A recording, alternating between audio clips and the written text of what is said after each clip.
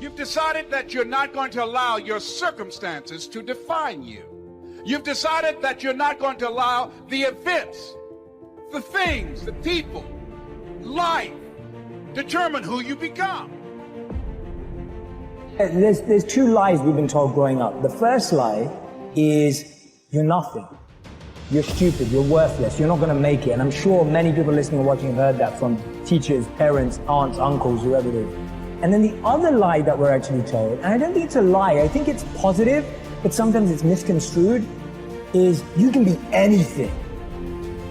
And we all know that's not true too. Right. And it's unfair because sometimes people get misled. And the Dharma point of view is you can't be anything you want, but you can be everything you are. And what I mean by that is you have a genius, a potential, a power inside of you that you don't know yet. Why? Because you're inexperienced. It's not that you're unqualified, it's your inexperience. So people are saying, I'm stuck. I don't know where my life's going. I don't know what my purpose is. So you're perceiving yourself to be unqualified or underqualified. Actually, you're just inexperienced. You just haven't done enough things to let the magnet of your life tell you what it's attracted to. A man is about responsibility. And I think a man, a true man, knows he's the head but plays, the tail. Here's what I'm asking you to do. Walk away from the 97%. Don't use their vocabulary. Don't use their excuses. Don't go where they go. Don't do what they do. Don't talk like they talk. It's not what happens that determines the major part of your future. The key is what you do about it. If you will start that process of change, do something different the next 90 days than you did the last 90 days, like picking up the books to read. Since we cannot change the circumstances, but we can change ourselves. What you have at the moment, you've attracted by the person you become. If you will change, everything will change for you. To have more, you simply have to become more. Start working on yourself, making these personal changes. It'll all change for you. You could be given the best opportunity in the world. And if you're not willing to work, nothing works. You want to get your work ethic so high that people actually admire you. I'm going to ask you a question right now. Do people know you because of your unbelievable work ethic? If you can't answer yes to that, man, you're not going to get in that top 10%. Dude, people need to know you for one major thing first. He works. The guy's there every day. The guy's pushing and shoving. Because the truth is, no matter how good your ideas are, how good your art is, if you're not working, man, if you're not vibrating at a frequency that people say, my God, how does that guy do all that? If you're not vibrating at that rate, tremendous work ethic, it's just a muscle now, and it's just a discipline in your life, and it's a way. Look, if you're not working at that level, you're not going to make it. Get your work ethic in, man. It's the American way. Work ethic. And life gives us not what we want. Life gives us who we are. When you were born, you cried while the world rejoiced. Live your life in such a way that when you die, the world cries while you rejoice. So, now what else would help you to be attractive to the marketplace besides more than one skill and more than one language? I've divided it into five simple, basic fundamentals of ideas to ponder and think about that will increase your value to the marketplace. Could perhaps, like it did for me, multiply your income by 2, and then multiply it by 3, and then multiply your income by 4, and then by 5. And once you get there, it's not that difficult to multiply it by 10, because all you have to do is make sure you become more valuable and more valuable and more valuable. You don't have to work on the economy, because here's the first note. Each person's income is determined primarily by their philosophy, not by the economy. Once I understood that, then I said, well, I don't have to go to work on the economy. And the answer was no. You only have to go to work on yourself to make yourself more valuable. Albert Einstein said, imagination is everything. It's the preview to life's coming attraction. But guess what? Your imagination really is. It's the evidence of things not seen.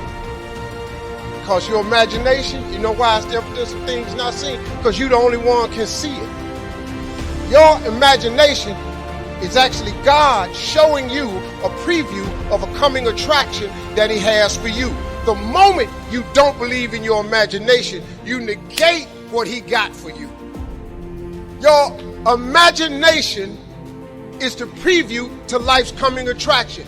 It is the evidence of things not seen, because can't nobody see it with you. Your problem is you keep telling your imagination to the wrong people.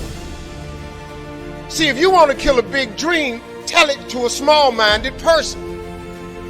It's dead. How many times, man, have you had a tremendous idea?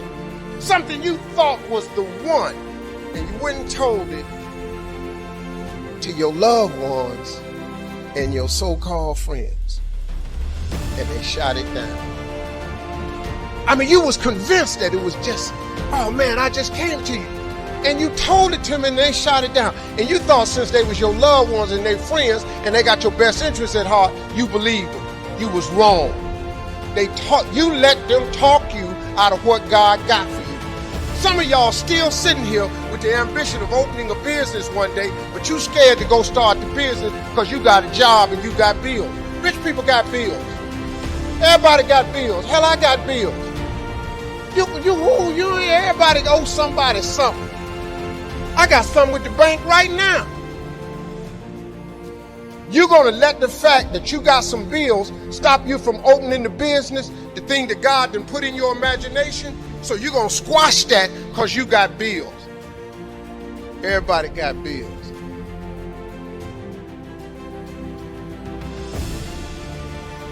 Your real life is in your imagination. Can you grab what I'm telling you? So I don't know what you thought I was going to say to you. I'm just a real dude. I don't even have the education you all have. I flunked out of school. I ain't got no education. I don't use 4-syllable words. The only 4-syllable word I know is my bank account. What I'm sharing with you is stuff that everybody can apply today. If you're sitting in here thinking that you're too old to listen to what Steve, hell, I'm 60. I'm 60 years old, but I still rely on my imagination.